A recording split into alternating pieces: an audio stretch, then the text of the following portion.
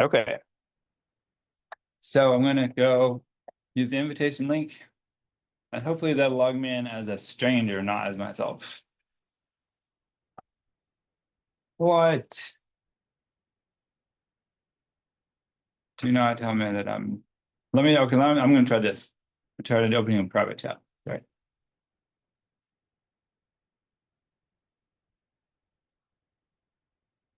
Okay. Join. I'm just gonna do join. So now I'm not signed in anymore. Okay. Hopefully this time it will show me the.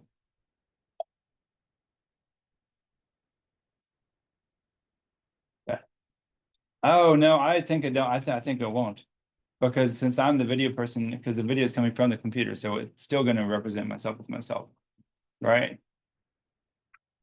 Hmm.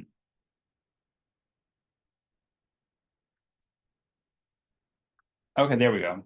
How's that? Okay, so now it's finally working, I believe. Sorry, that was my fault. Hopefully I didn't affect anybody online too much. So now we're going to learn an algorithm called the merge sort algorithm. It works like this. So we're going to have to scramble the numbers up again. Hopefully that won't be too hard. So okay, there we scramble them up. Now, we can go ahead and set them face up if you want to, but they still need to be scrambled though. And even if you see which order they're in, just ignore that and just follow the steps that we're going to learn about right now. Okay, so they're all scrambled now. And now we're going to put them in order using an algorithm called merge sort. So first we start with pairs. So do not look through and pick any specific pairs, just grab two random ones. Put those random ones in order. So like I got the 84 and the 85. Now put that pair off to the side. We're gonna try to make one long line of pairs. So then grab two more, put those in order. So I got 65 and 86. Put those in order side by side. Then I got 43 and 49. I'm gonna put those in order. Then 52 and 76, gonna put those in order. 39 and 72, put those in order. 74 and 94, put those in order. 56 and 69, put those in order. Sorry, let me scoot these up a little bit. 56 and 69, 52 and 76, 49 and 72, all those. Okay, I'm starting to lose track of where I am. Let's then get two more. 33, 64, 1 and 88. And all they have to make sure that the pairs stay next to each other. So 3 and 95, 8 and 19, and then 30 and 75, 4 and 34, and then 67 and 79, and then I'm not sure if that's 99 or 66, but I'll just put then 77 and 99. Okay, so now my things are all in order in pairs. So do you see what I did? Now we're going to take those pairs and put them into groups of 4 now. So we're going to look at these two pairs right here, which are already sorted. We're going to look at the first two. So we're going to look at the first two in this pair. Hold on, let me move it even closer. We'll look at the first two in this pair, this one and this one. And we're going to see which one comes first. Obviously 4 is smaller, so we're going to put that one down. Hold on, I'm going to put this up the top so you can see better. Then we're going to put the next one, which is the 33, and then the next one. So we're going to basically compare them two groups of 2 together. And notice to find the first one in that group, we only have to look at the first 2. And then we keep looking at them to find the next one that's the smallest. So merge each pair of 2 groups together by putting the smallest one from each pair next until you have a group of 4. So 43, 56, 43, 49, 56, 69. And then 39, 67, 72, 77, and then 74, 7. I'm starting to lose my track of my pairs though a little bit.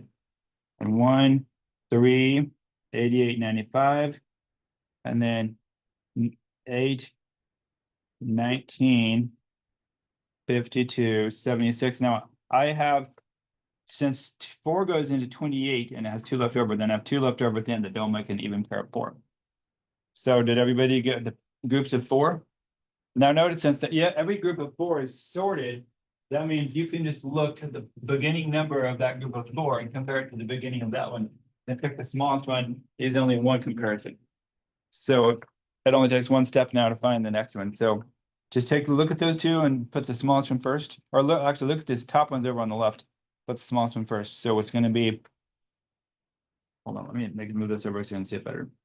So it's going to be 65, no, 43 comes first, and then 49, and then 56, and then 65, and then 69, and then these other three, 84, 85, 86. Now we're going to go to this next group of 4 and this group of 4 under it. So 4 comes first, and then 33 is next, and then 39, no, 34 actually, and then 39, and then 64, then 67, then 72, and then 77. So you got that done. Now we're going to merge the next groups. So 1 comes first, then 3, then 8. So notice most of my steps right now are literally just sliding something instantly over without actually having to use my brain and look around at the whole set of numbers. 19, 52, 76, 88, 95. Then the last two, I have a group of 4 with a group of 2. So 30 comes first, then 74, and then 75, and then 79. Are you paying attention, everybody? You need to be paying attention. This is critical. Okay, so then 94 and then 99. Now we're done. Well, actually, we're not done yet. We still have one more step. We need to merge these groups together. So let's go ahead and merge the bottom 2 groups first. So the 1 and the 3 is first. 8, 19, 30, 52, 74, 75, 76, 79, 88, 95, 9. You're probably already done, right, Zoe? Okay, perfect. 95, 99. What? We're stuff. You want to step? Yeah, so you have 2 groups now and you're merging them into one final group, right? Okay, then 4, 3, 34, 39, 43, 49, 56, 64, 65. In fact, right now, sliding them is actually what takes the longest. Recognizing what they are is a very quick process, though, because you just compare the first one of each group. 72, 77, 84, 85, 86. And now we have to merge these final 2 groups together. So we just put the smallest one from the beginning of each group first. So it goes 1, 4, no, whoops, sorry. My fault. What's the wrong one? 1, 3, 4, 8. Now notice we're always just comparing with the beginning of each group because these groups themselves are already in order. 8, 19, 30, 33, 34, 39, 43, 49, 52, 56, 64, 65, 67, 69, 72, 74, 75, 76, 77, 79, 84, 85, 86. And these last 4, they can be slid to the end. There we go, perfect. So now everything is in order, right?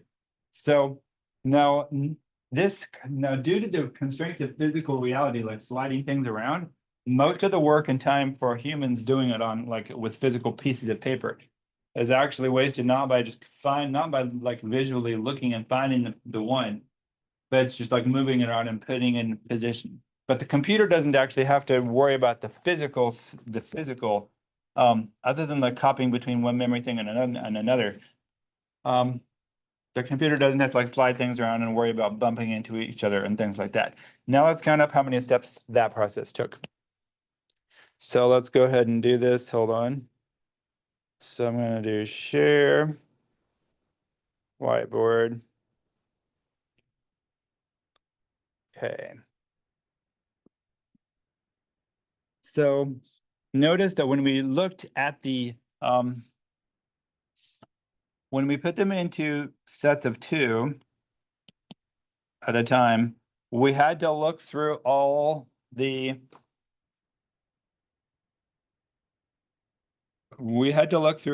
pieces of paper, right? Originally. So we had to do n steps the first time, right? Now, then we had to look through the groups of 2, and we had to look the first one in each group and put them in groups of 4. So we actually had to do n steps again. So we had to do n steps again, right? But let me show you what's actually happening. We're exponentially growing the size of each group. The group size in step number 1 is equal to 2. The group size in step 2 is equal to 4. Now the third groups that we did, we still had to look through each group fully and put them in order. So we still had to do n steps. But then we had a group size of 8. Now, how many of these steps do we actually have to do before we finished sorting them? Well, once the group size eventually gets to be greater than or equal to n, then we can stop, right? So how many steps do you have to do? How many ... How many steps do you have to do before you eventually reach a group size of n? Group size of n. Well, let me just experiment. So we had a group size of 30 total, right? So 2, 4, 8. How many more steps would we do before we reach a group size of 30 or bigger? Yeah, we'd have a group of 16 next, and when we'd have n steps to do, and then we would reach a group size of 32 with n more steps. But then we wouldn't even have to go further because we only have a size of 30. So we would have had to do a total of 5n. So let me ask you, which is bigger, 5n or n times n plus 1 divided by 2? So let's assume n is 30. So which is bigger, 5 times 30 or 30 times 31 divided by 2? I'm not sure. It all depends. So let's just see. 5 times 30, 150.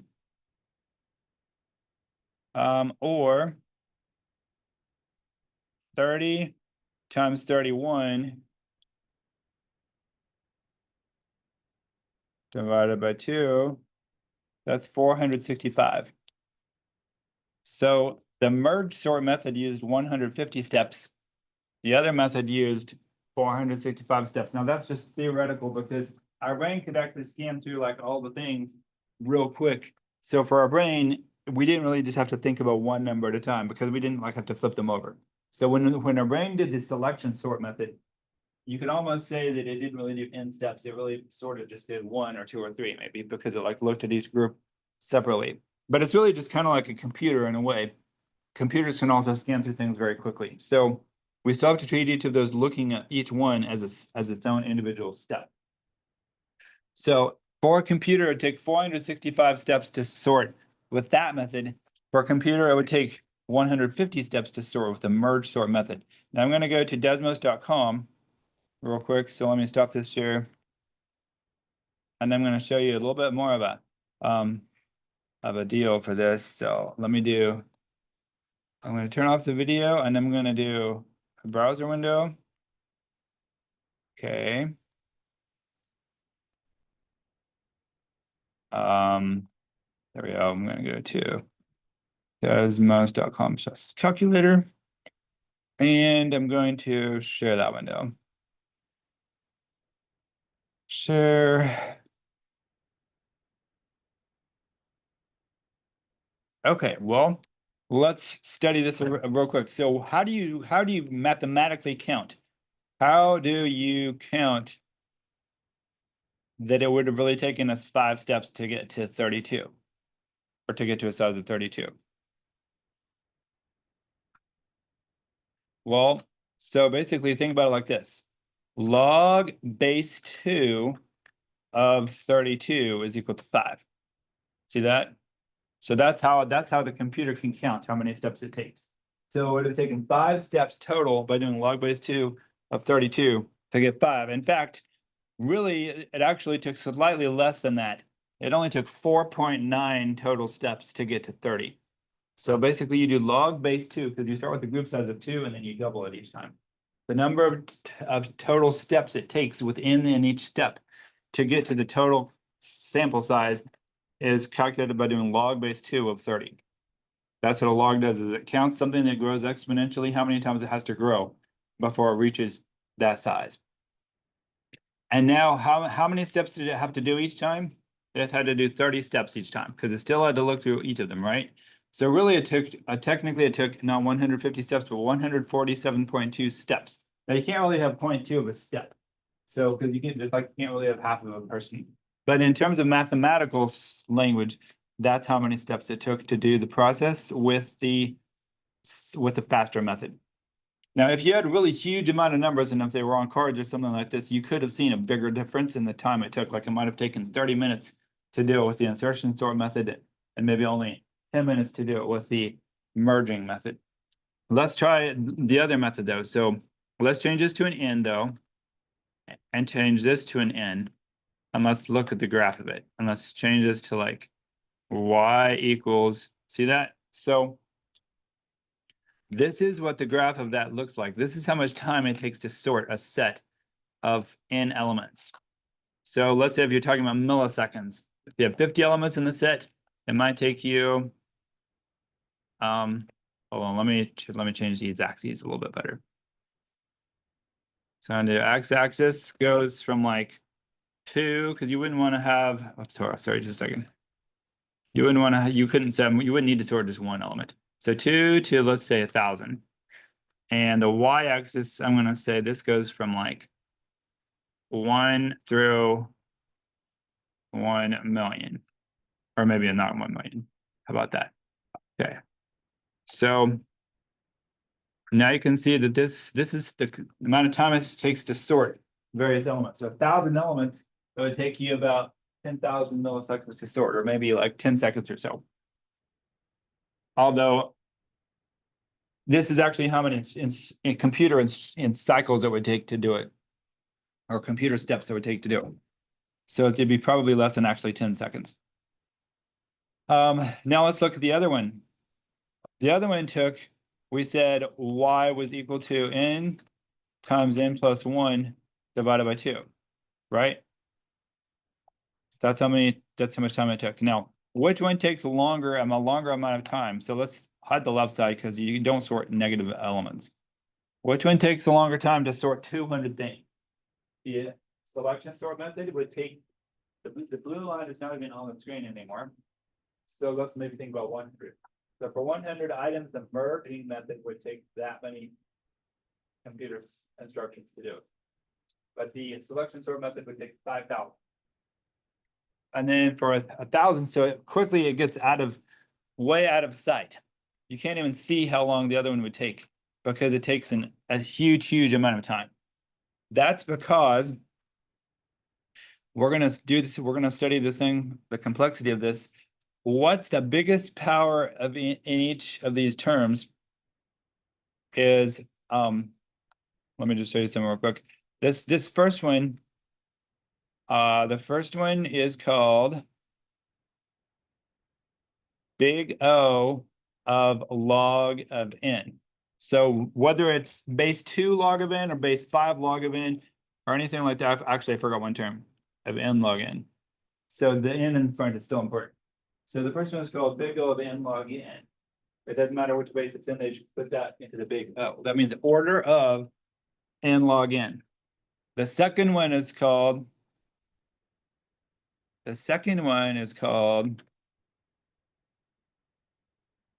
Second one is called big O of n squared.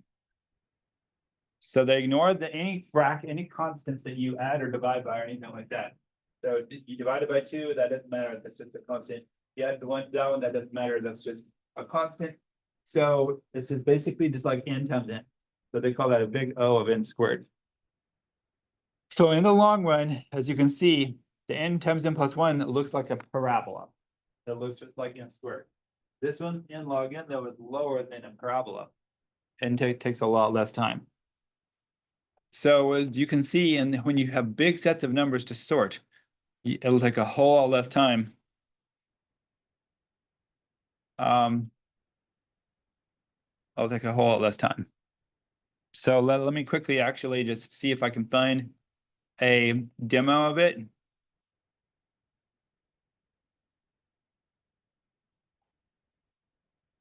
Okay, so we only have a couple more minutes.